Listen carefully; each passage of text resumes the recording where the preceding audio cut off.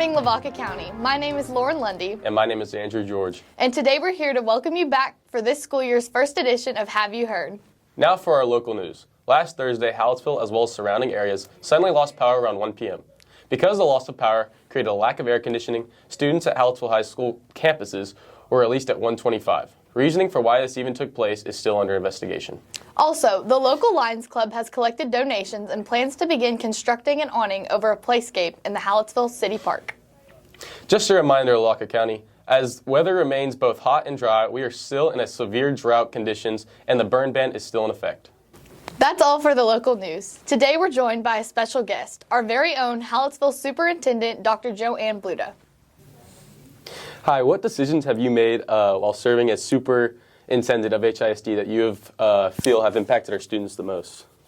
While serving as superintendent, I've worked very closely with our school board and community stakeholders to design and build safe and secure, up-to-date facilities to serve our students and our staff members. Gotcha. Nice. We've also worked together to bring innovative technologies to the district to better prepare our students for the workforce. And finally, we've been very intentional about growing our teachers and teacher leaders and giving them professional development opportunities to help them and our district and ultimately our students to reach their goals. Awesome. As you mentioned, we have a lot of new staff members this year. What is the most important thing for those staff members to know about our school and its values? I think it's really important for HISD staff members to know that our school district and our community has very high expectations for both students and staff members. We work hard, we care about our students and one another, and continually strive to give our students the best education possible. What do you think is most important for our staff members to learn and develop while working here? I think it's most important for our students and new staff members to learn about and appreciate the really good students that we have, the great district that we have, and for them to just understand that we are in a really great place and we're very lucky to be working here in Hallettsville ISD. Yes, ma'am. What specific mission do you have in mind for our school district this year? So I would say my top goal is to have each grade level and subject area for our students to exceed the state average on all of our state tests.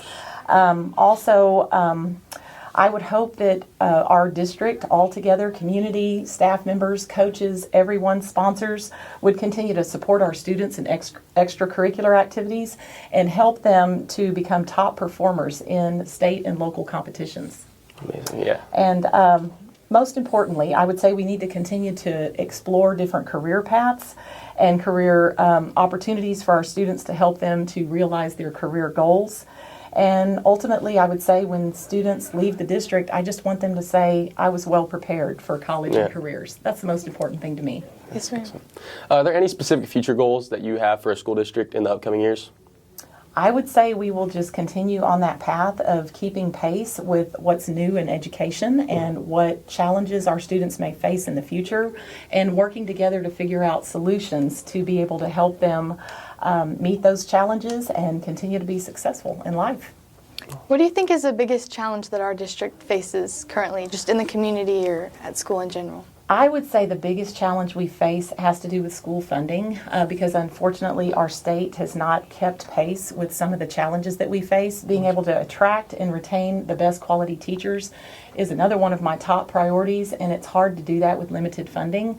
But I think our teachers come here because they love the kids, they love the community, and many of them who come stay. And so just keeping those great teachers is probably one of my biggest challenges. Yes, ma'am. Do you think we can improve on funding? Do you think it'll improve over time since it's been like a big problem? I think that it's going to be a combined effort of all of our parents, our local business owners and leaders, continuing to talk with our legislators, the senators, the representatives, and just impressing upon them the importance of having a good education for all kids in Hallettsville, and just making sure that our public schools are well funded to provide a great education.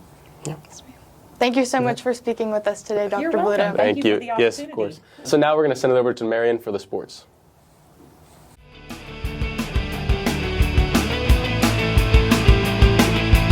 What's good, gang? I'm D-Man. Welcome to Have You Heard Sports Broadcast, where I get to cover your favorite Lavaca County teams.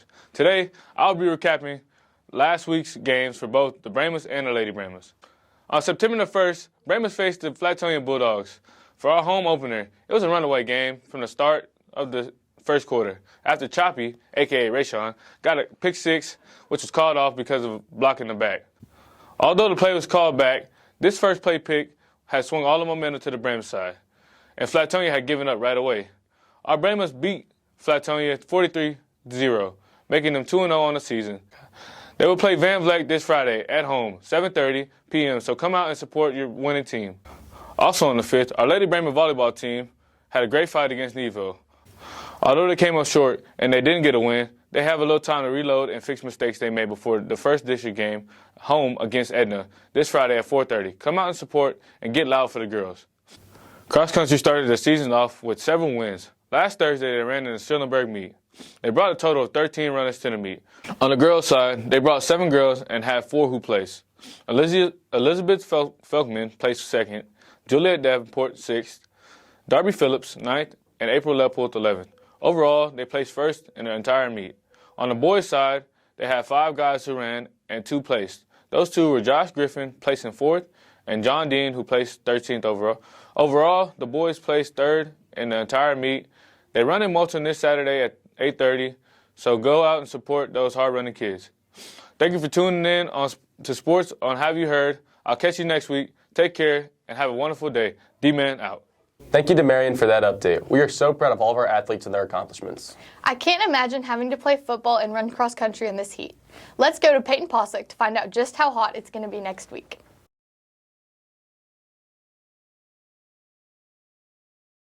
Good morning, Lavaca County. My name is Peyton Possock, and here is the weather outlook for the next 14 days. This weekend will be the usual hot and dry weather with a high of 102 and lows in the mid-70s. The next couple days, we do have a slight chance of rain, but nothing over 30%. Over the next week, the highs will be slightly lower, being the mid to upper 90s, but not passing the 100-degree mark. The lows for the week will settle around to 75 to 79 degrees. Around the end of the week, we do have another slight chance of rain. Have a great weekend, Lavaca County, and try to stay cool. Thank you so much, Peyton, for that weather report. I can't wait to spend another week burning up in the sun. Now let's go to Cody and Summer to hear our ag report.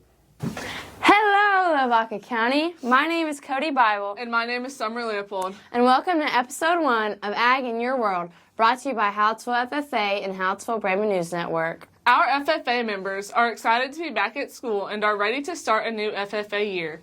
Our members are gearing up for LDE season. Leadership development events, also known as LDEs, are designed to help demonstrate abilities in public speaking, decision-making, communication, and members' knowledge of agriculture and FFA. If you are interested in the LDEs offered at Hallettsville High School, talk to your ag teacher, or you can always check out the Texas FFA website to learn more. Attention FFA members, pay attention to upcoming dates so you don't miss out on anything. On Friday, September 8th, the Hallettsville FFA is hosting the concession stand at the home game against Van Vleck. FFA members and parents, please sign up to help us out. Our first FFA meeting of the year will be on Monday, September 11th at 7 p.m. Show up for a fun kickoff to our new school year. Also, Hallettsville FFA is assisting in hosting a petting zoo for the first time this year. This can be a great community service project for our members.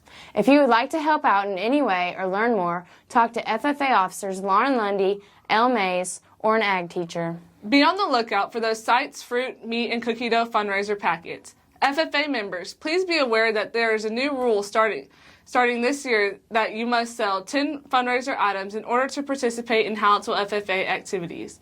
Livestock exhibitors, don't forget that you must attend a minimum of 3 meetings to be eligible for the Hallettsville Junior Livestock Show in January.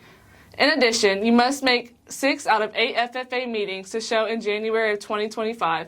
If you have any questions, you can always ask an FFA officer or ag teacher. Every episode, we like to shine a spotlight on our outstanding FFA members. This spotlight goes to Lauren Lundy, who's serving as the Hallettsville FFA president. Lauren is starting her 4th year as an FFA member and her 2nd year as an officer. Lauren participates in chapter conducting and farm business management. She also does cheerleading, swim, track, academic UIL, and is a member of NHS and Rotary. When asked for a quote, Lauren chose, "People will forget what you said, but they will never forget how you made them feel." Maya Angelou. And we'll close with Ag News of this week.